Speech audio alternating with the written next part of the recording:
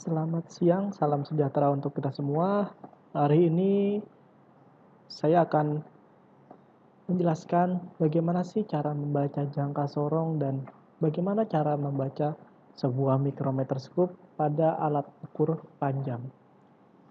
Yang perlu kalian ketahui bahwa jangka sorong dan micrometer scope merupakan salah satu alat ukur panjang selain biasa kita menggunakan mistar. Nah, untuk penggunaan jangka sorong itu sendiri, jangka sorong mempunyai tingkat ketelitian sebesar 0,1 mm.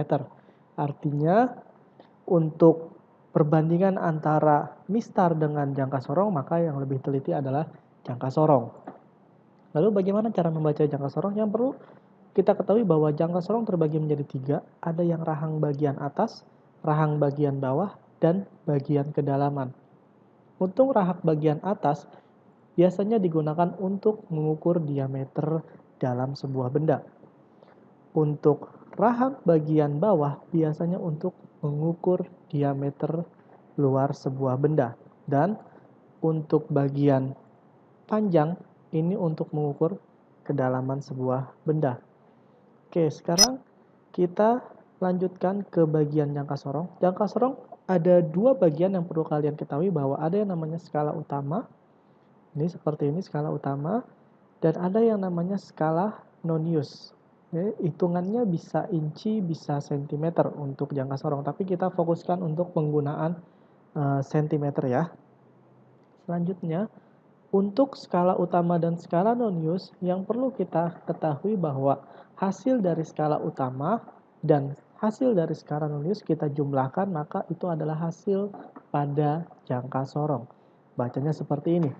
Di sini bagian skala utama dan bagian skala non-use. Yang pertama kita lakukan adalah pastikan kita tahu nilai skala utamanya terlebih dahulu.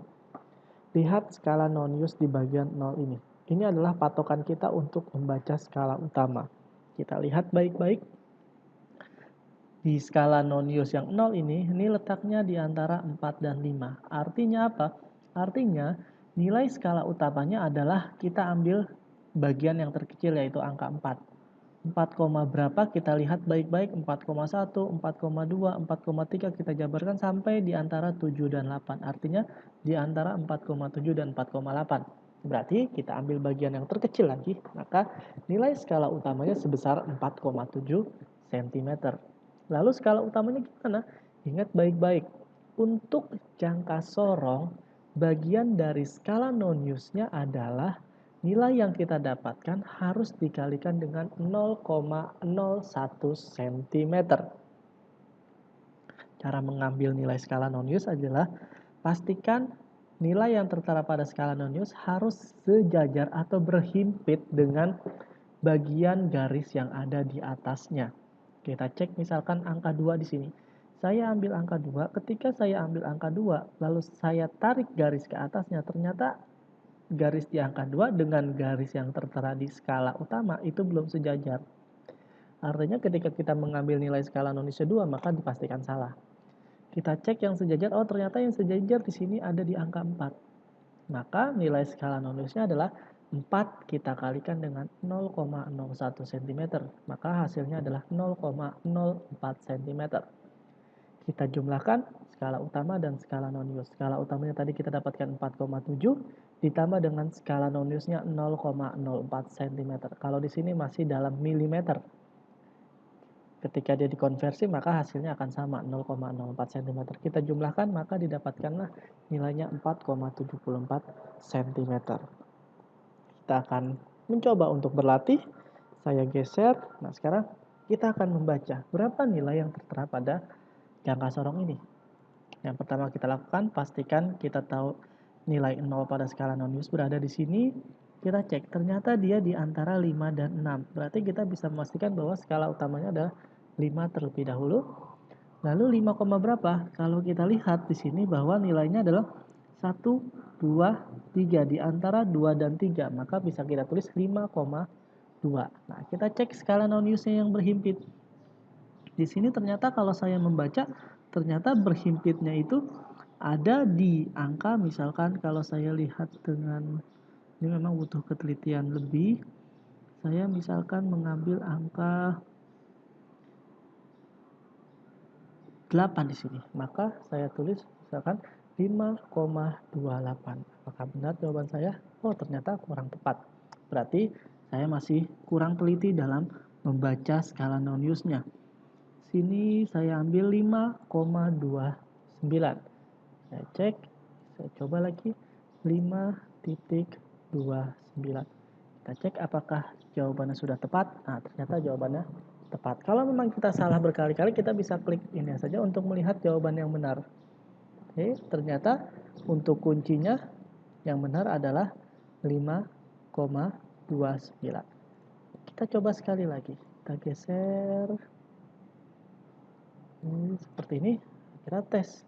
Berapa hasilnya? Kita lihat lagi skala Noniusnya yang angka 0 di sini kita tarik ke atas, ternyata ada di antara 7 dan 8. Maka kita tulis 7 titik atau 7, kita lihat ada di antara 1 dan 2, berarti 7,1. Kita lihat skala Noniusnya yang sejajar. Yang sejajar di sini ada di angka 4. Saya melihat ada di angka 4. Misalkan kita masukkan berarti 4 dikali dengan 0,01, maka hasilnya adalah 0,04. Kita jumlahkan dengan 7,1. Maka hasilnya adalah 7,14. Kita cek. Ternyata benar. Ini adalah bagaimana kita untuk membaca alat ukur panjang yang dinamakan jangka sorong. Lalu kita lanjutkan. Kita kembali ke bagian micrometer screw yang kedua.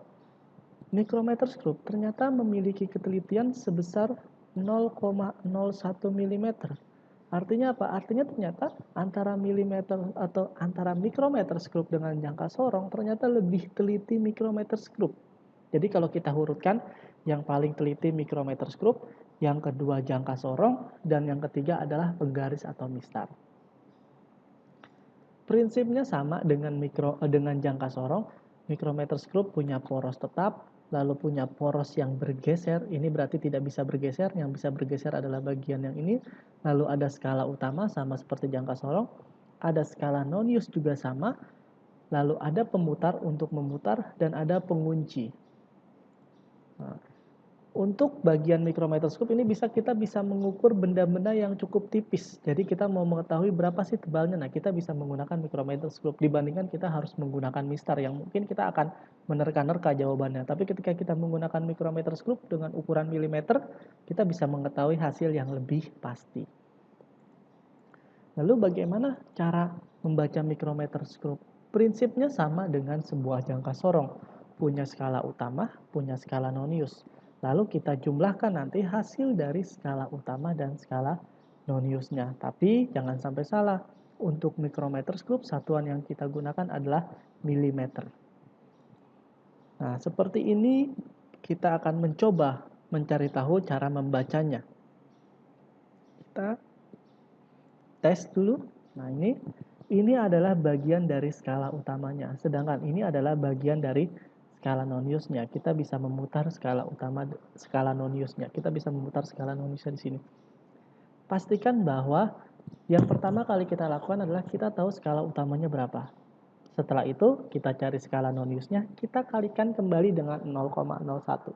Bedanya 0,01 di sini adalah milimeter. Kalau jangka sorong, 0,01-nya adalah sentimeter. Oke, kita coba.